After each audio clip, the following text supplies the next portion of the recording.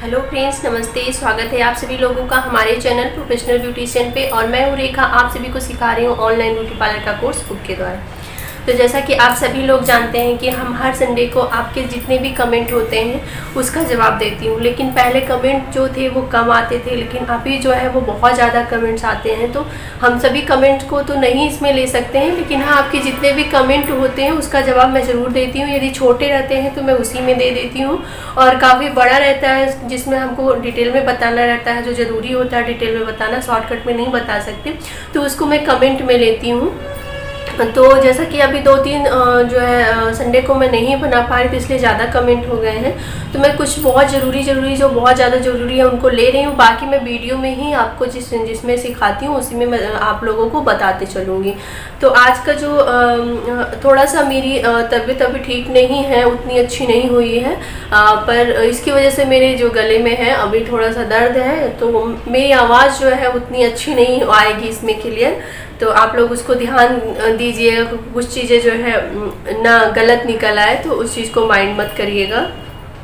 तो आज का जो पहला सवाल है वो आप सभी के लिए है कि जो लोग फेशियल करती हैं। देखिए, मैं इसमें वही सवाल लेती हूँ जिससे आप सभी लोगों को जवाब आप लोगों के पास उसका मन में हो कि हाँ, इसका क्या मतलब निकलता है या इसके क्या फ़ायदे होते हैं या किस तरीके से किए जाते हैं, जो आप सभी लोगों के लिए हो। वो ज़्यादातर कमेंट मैं इसमें संडे में लेती हूँ। तो आज का जो कमेंट है वो रविकांत यानी कि हमारी बहन है, लेकिन उनकी आईडी जो बनी है वो उनके किसी भी के हस्बैंड या भाई, कोई भी हो सकता है, उनके नाम से बनी है। तो उन्होंने पूछा है क्लीनअप के बाद या फेशियल के बाद किस तरीके का मॉइस्चराइज़र किस स्किन पर लगाना चाहिए। तो डियर, मैं बता दूं आपको कि देखिए, ऑल स्किन टाइप का मॉइस्चराइज़र आप लगा सकती हैं। आप हमेशा ऑल स्किन टाइप का ही मॉइस्चराइज़र लीजिए। बाकी अगर आपको लगता है सेंसिटिव स्किन है या ऑयली स्किन है या ड्राई स्किन है, तो हर स्किन के अलग अलग भी मॉइस्चराइज़र आते हैं। लेकिन यदि आपका पार्लर है, आप पार्लर में यूज कर रही हैं, तो ज़्यादातर ऑल स्किन टाइप के मॉइस्चराइज़र लिया करिए, ताकि आप लोगों के लिए वो कम पैसे में और अच्छी चीज़ें आपको मिले। और हर अलग अलग चीज़ों के बहुत ज़्यादा चीज़ें, पैसा भाई जितना आप चीज़ें ज़्यादा लेंगे उतना तो आपका पैसा भी जाएगा। तो आप एक ऑल स्किन टाइप का मॉइस्चराइज़र लीजिए, क्योंकि आपको डेली तो यूज करना नहीं है। जब भी आप फेशियल देते हैं तभी उनको करना है, और जब हम डेली मॉइस्चराइज़र यूज करते हैं तब हमें अपनी स्किन टाइप का चूज करना पड़ता है, क्योंकि हमें डेली रूटीन में वो चीज़ करनी है। तो हमारी स्किन टाइप का होता है तो ज़्यादा अच्छा होता है, उसका रिस्पॉन्स ज़्यादा अच्छा आता है। तो आप पार्लर बेस पर कर रही हैं तो हमेशा ऑल स्किन टाइप का मॉइस्चराइज़र रखें। और दूसरी चीज़ मैं आपको बता दूं कि हमेशा आपकी किट में जो है किट आती हैं उसमें जो है मॉइस्चराइज़र मिलता है। तो उसके लिए अगर आप फेशियल किट में करती हैं तो उसमें हमेशा हर किट में मॉइस्चराइज़र होता है, तो उसमें टेंशन लेने की बात नहीं है। लेकिन आप क्लीनअप देती हैं और जैसे किसी भी और किट में नहीं रहता है, या क्लीनअप देती हैं, ज़्यादातर क्लीनअप में आप देती हैं तो आपको अलग सेट बनाती हैं, जैसे क्लेंजर और स्क्रब और मसाज क्रीम, उसके बाद जो होता है या जेल से आप करती हैं, तो उसमें ये होता है कि नहीं रहता है आपके पास, अलग से सेट बनाती हैं। तब उसमें आप क्या कर सकते, एक ऑल स्किन टाइप का मॉइस्चराइज़र अच्छा सा ले लीजिए, वो आप सभी स्किन पर लगा सकती हैं। तो अब ये जो सवाल था ये सभी बहनों के लिए, कि सभी को उनका जवाब मिल गया होगा। और हमारी बहन ने पूछा है, 2-3 बहनों ने पूछा है कि अपना पार्लर टूर कराइए। तो डियर, अभी थोड़ा सा टाइम मैं पार्लर टूर नहीं करवा पाऊँगी, क्योंकि पार्लर में काम चल रहा है, थोड़ा बहुत पेंटिंग वगैरह करानी थी। तो पेंटिंग तो करा ली है, लेकिन कुछ चीज़ें निकल गई थी तो उसको अभी फिट नहीं करवाया है। तो उसको कंप्लीट करवाने के बाद हम आपको पार्लर टूर करवाएंगे, और ये भी बताएंगे कि किस तरीके से आप अपना पार्लर खोलें कम पैसे में।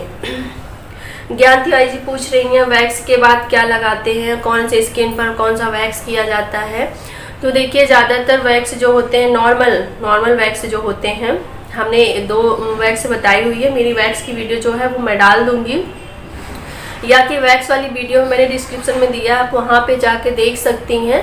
और बाकी जो है, और जो नॉर्मल रेंज की वैक्स होती हैं वो ऑल स्किन टाइप होती हैं, लेकिन जो हाई रेंज में आती हैं, जो फ्लेवर वाइज आती है, जैसे रीका की हो गई, तो ये जो है स्किन वाइज चलती है। तो इसमें लिखा होता है सेंसिटिव स्किन के लिए, ड्राई स्किन के लिए, नॉर्मल स्किन के लिए। तो वहाँ पे जहाँ से आप लेते हो वहाँ से पूछ कर अपनी स्किन को जानकर वो ले सकती हैं।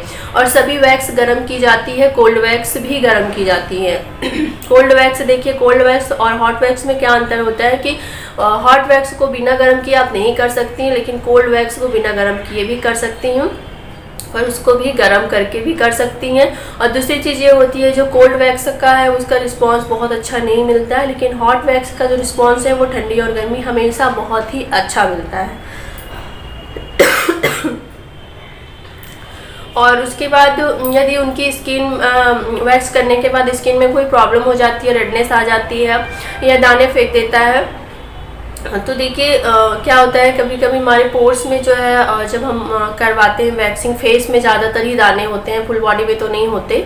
अगर आपको दाने या चकत्ते टाइप में होते हैं 24 घंटे के अंदर, तब आप एविल खाएंगी।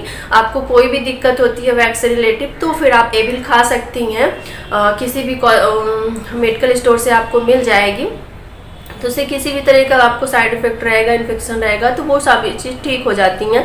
बाकी रेडनेस है, थोड़े से दाने हैं, तो आप एलोवेरा का जेल रात को रख दीजिए, सुबह में ठंडा ठंडा फेस पे लगाइए।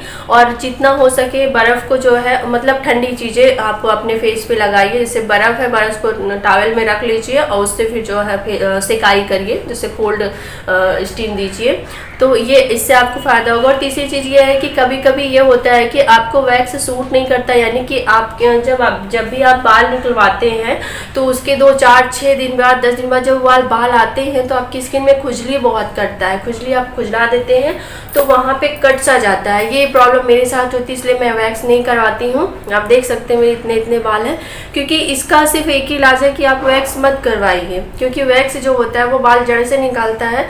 आप इसकी जगह रेजर वगैरह यूज कर सकती हैं, जो कि बाल को ऊपर से कट कर देता है, तो उसकी जड़ें वैसी की वैसी रहती है, तब आपको कोई प्रॉब्लम नहीं होती। लेकिन आपको जब अगर ऐसी प्रॉब्लम होती है कि जड़ें पूरी निकल जाएं, उसके बाद जब दूसरे बाल आते हैं तो उसकी जो ऊपर के पोर्स रहते हैं वो बंद रहते हैं, तो फिर अंदर बहुत खुजलाहट होती है, इतनी ज़्यादा होती है कि शायद मैं बर्दाश्त नहीं कर पाती। और जब मेरे हाथ का सांवले इसलिए हैं मेरे फेस के हिसाब से, क्योंकि मैं वैक्सिंग 2-4 बार सिखाने में मैंने करवा लिया था, तो उसकी वजह से बहुत ज़्यादा मुझे खुजली होती थी, इतनी होती थी कि दवा भी नहीं सूट करती थी। मैंने डॉक्टर को भी दिखाया इसको लेके, तो उन्होंने कहा कि वैक्सिंग जो है आप मत करिए। आपकी मेरी स्किन के साथ मैं वैक्सिंग करती भी नहीं हूँ, तब भी मुझे खुजली सिर्फ उसी के कारण होती है कि मेरे बाल जो हैं वो बाहर नहीं निकल पाते, अंदर ही अंदर निकलते हैं और वो खूब खुजली करते हैं, ठीक है। तो ये कारण होता है। तो अगर आपके पास ये कारण है 10 दिन बाद वैक्सिंग के खूब खुजली होती है, तो आप बिल्कुल वैक्स मत करवाइए। आप उसकी जगह अच्छी कंपनी का रेजर लीजिए, जो मैं आगे वीडियो में बताऊंगी किसी दिन, कि रेजर से भी आप बाल निकाल सकते हैं, चाहे वो फेस के हो या हाथों के हो, वो किसी तरीके की कोई दिक्कत नहीं होती है, ठीक है। और बल्कि बाकी जो है वैक्स करने के बाद आफ्टर वैक्सिंग जेल आता है, आप उसको रखिए, उसको लगाइए, उससे रेडनेस वगैरह नहीं होती, जो कि हमने वीडियो में बताया है। और फिर जो है फातिमा खान जी पूछ रही हैं ड्राई स्किन के लिए फेशियल बताइए मैम, फेशियल और ब्लीच। तो मैं अभी जो इसके पहले जो वीडियो काफ़ी फेशियल की बताई है उसमें बताया, लेकिन मैं उसके ऊपर उन्होंने कहा है कि मुझे वीडियो बनाइए, तो मैं उसके ऊपर वीडियो बनाऊंगी आगे, आप इंतज़ार करिए। नेहा पार्लर का फुल प्राइस चार्ट बताइए, तो आगे मैं उसको बताऊंगी। दाग के लिए पूछा है हमारी एक बहन ने, उनका नाम नहीं दिख रहा है अभी, तो शायद हाँ उनका नाम नहीं दिख रहा है, लेकिन मैं दाग के लिए उन्होंने पूछा है, तो मैं दाग के लिए ये बता दूं, फेस पे जो दाग होते हैं तो आप जो है टमाटर, नींबू, इन दोनों के जूस को मिक्स करके लगाइए फेस पे, थोड़ी सी हल्दी मिला लीजिए और 15 मिनट तक लगा रहने दीजिए। 15 मिनट के बाद उसको आप धुल लीजिए। हफ्ते में 2 से 3 बार करिए, आपके दाग हमेशा के लिए चले जाएंगे। और फिर हमारी एक बहन ने पूछा है रिंकी जी ने कि वाइट हेड्स ब्लैक हेड्स बहुत ज़्यादा है, तो हम घर की चीज़ें बता दें आपको कि आप जो है पहला तो हफ्ते में 1 बार स्क्रब आप ज़रूर करिए अपने फेस पे। और इस सब के बारे में डिटेल में अभी फेशियल का जो चल रहा है उसमें मैं सब कुछ बताऊंगी, किस तरीके से कोल्ड स्टीम देनी है, हॉट स्टीम देनी है, किस तरीके से ब्लैक हेड्स वाइट हेड्स निकालना है, कौन सी स्किन पर ज़्यादा होते हैं, कौन सी स्किन पर कम होते हैं, घर में किस तरीके से कम कर सकते हैं, सारी डिटेल में सारी चीज़ें देंगे। तो आप इन सब के बाद की जो वीडियो है उसको ज़रूर देखिएगा। तो उन्होंने वाइट हेड्स ब्लैक हेड्स के बारे में पूछा है, तो मैं ये बता दूं कि ब्लैक हेड्स वाइट हेड्स जो होते हैं वो पहले 1 हफ्ते तक वाइट हेड्स रहते हैं, 1 हफ्ते के बाद जो होता है वो ब्लैक हेड्स में कन्वर्ट हो जाता है। तो इसीलिए बोला जाता है कि हर हफ्ते आप स्क्रब करिए, तो आपके वाइट हेड्स से ही वो जो है 1 हफ्ते में जब स्क्रब करते हैं तो उससे रिमूव हो जाता है। तो आपको घर में स्क्रब इस तरीके से बनाना है, चावल के आटों को थोड़ा सा मोटा दरदरा पीस लेना है और उसमें थोड़ी सी दही मिलानी है। दोनों को मिक्स करके आपको नोज़ पे जहाँ पे आपके ब्लैक हेड्स हैं वहाँ पे आपको मसाज करनी है बिल्कुल हल्के हाथों से। उसके बाद 5 से 10 मिनट उसको उसी तरीके से छोड़ देना है, फिर वॉश कर लेना है। और इसके बाद का जो भी कमेंट का जवाब है वो मैं अगले संडे को दूंगी। ये वीडियो बहुत लंबी हो रही है तो आज की वीडियो यहीं पर बंद करते हैं। आप लोगों से मिलते हैं अगली वीडियो में, तब तक के लिए नमस्ते।